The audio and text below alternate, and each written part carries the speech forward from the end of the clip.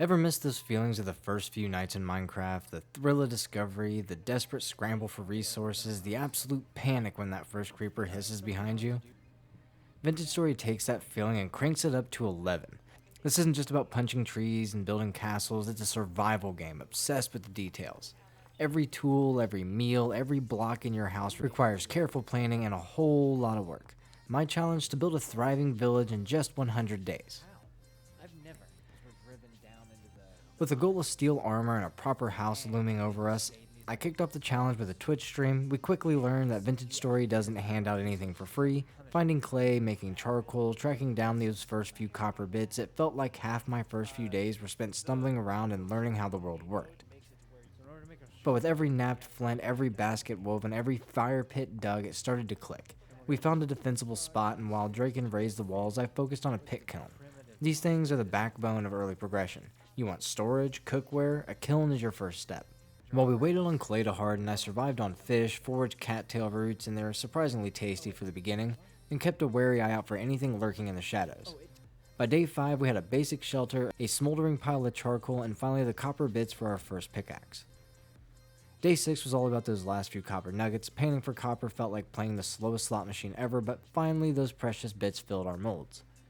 With the crucibles blazing, we ushered in the Copper Age. Those first few tools felt like a victory parade after the initial struggle. Of course, tools need ore, and that led us to a mining adventure. Not only did I find a decent surface deposit, but I also fell in a massive underground vein. Dodging falling gravel while hauling out the ore was an experience. Still, we ended the day with more copper than we ever dreamed possible. It's time to start thinking bigger. Day 9 dawned with a downpour. It's a good thing that speeds up your ingots cooling. I used the time to work on shingles for our roof and map out potential roads around the settlement. With a shiny new copper axe, chopping down trees went from a chore to a breeze. Who knew that these new tools were going to be so satisfying? Our next must-haves were an anvil and a hammer. So into the charcoal pit I went. It takes a lot of wood to feed this beast. Then came day 11 and our first temporal storm. Imagine the worst thunderstorm you've ever seen, then add in monsters spawning out of thin air. Definitely not something I factored into the 100-day plan. I hunkered down in a cellar and counted the minutes till the storm passed. Once it was safe, I went out with a renewed sense of purpose. Day 12 started with recovering some lost gear from a near-death fall in a massive chasm. Lesson learned. Starvation was looming, so it was a frantic journey back to base. Fueled by spite and the promise of a simple, hot meal, smelting a pile of copper felt like the safest option after that fiasco. I started laying out the floor plan for the blacksmith and pouring the anvil mold. The thrill of copper tools faded fast. I craved the sturdiness of iron. So day 13 kicked off with pouring ingot molds and firing up the forge.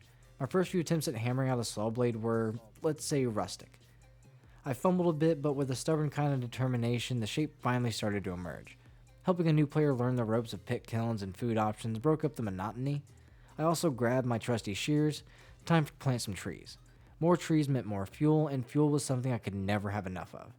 A side mission for slate cobblestone turned up a decent haul, and as night fell, the base got its first major upgrade. Ditching those dirt walls felt pretty good.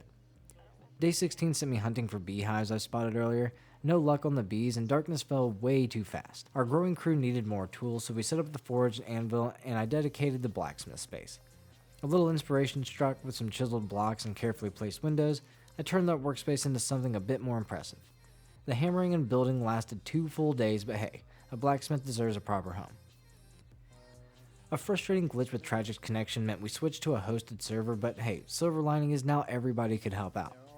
Day 19 was all about survival mode. With so many mouths to feed, we set trot lines and hunted. Nothing builds an appetite like an all-day resource run. The village needed expansion, and that meant another mining expedition. I hauled back a mountain of copper, enough to get our newest members outfitted. Day 21 turned into a blacksmithing workshop with Tragic. Teaching someone the rhythm of heating, hammering, and shaping is incredibly satisfying.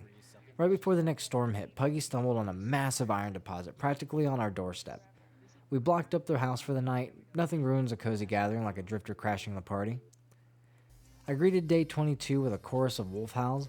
After dealing with those pests, it was time to think about pathways. Using fire clay bricks, I sketched out a network connecting our growing spaces, while Puggy and Tragic got to work with the bloomeries, turning hematite into usable iron. I faced down an unexpected foe, a very real, very scary thunderstorm. Holy fucking shit! Back on track and slightly frazzled, I headed off chopping down what felt like half a forest for the next charcoal pit. Even gathering sticks and seeds felt like a victory by nightfall. When the next day dawned, the team was ready to make history. Puggy showed us the magic of the bloomery, and we all gathered around the anvil as our first precious iron ingot was hammered into shape. This is what progress felt like. I watered and fertilized the crops and headed back to the trees. One broken axe later, Tragic was crafting a sturdy iron replacement. We finally ignited that massive charcoal pit. With luck, it might even be enough fuel for our next big project. Day 24 brought a cheer. We had officially entered the Iron Age. Finally, I found some limestone. Crushing it with the quern gave us lime for leatherworking, and after mixing a massive batch of lime water, we were good to start tanning hides. That just meant more time prepping the kilns and gathering charcoal. Day 25 was laid back, focused on exploration and scouting out supplies. My ambitious dreams needed a boost, so I started marking spots for a proper greenhouse. Planning kicked off with a flurry of digging and marking out paths. 144 blocks of dirt later, the greenhouse walls stood tall. Now came the tricky part. The criteria is that it needs a 50% glass roof, and that has to fit all regulations. Some fiddling with slabs, and we had a pattern that worked. Till the server started crashing, turns out my beautiful greenhouse was just a little bit too much to handle. We'll figure it out later, but for now it was time for rest. Hey everybody, thanks for sticking around to the end of the video. This is only part one of a couple part series. I have a vacation coming up here at the end of May, and I don't really want to try to cram everything in, and I'll just schedule them to come out in a little series. Thank you very much for watching. I love you, mean it, bye, and as always, remember to stay girthy, my friends.